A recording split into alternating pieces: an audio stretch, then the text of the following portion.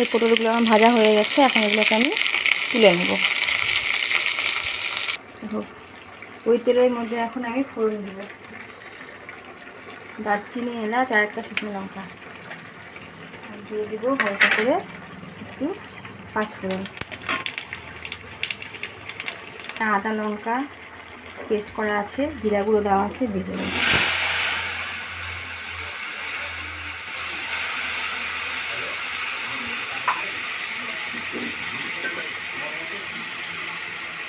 দিয়ে একটু জলে দিয়ে দিলাম।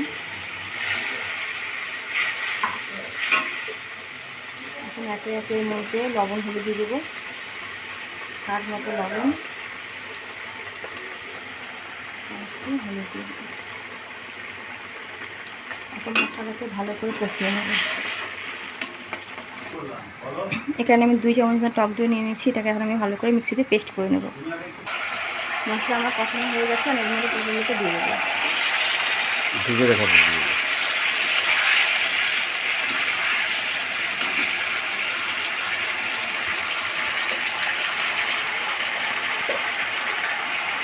জল দিয়ে ওকে ঢেকে দেবো, পটলটা ভালো করে সিদ্ধ হয়ে যায়। এমনিতে ভাজা আছে।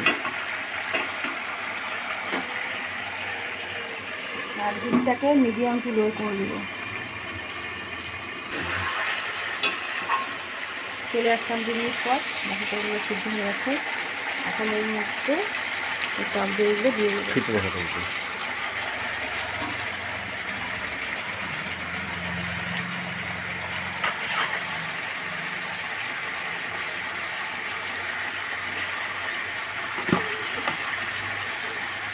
দিয়ে দেবো স্বাদ মতো চিনি।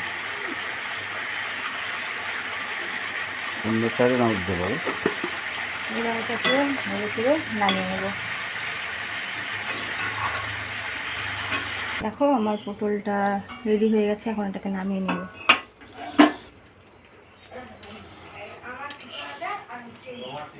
আমার দই পটল একদম রেডি।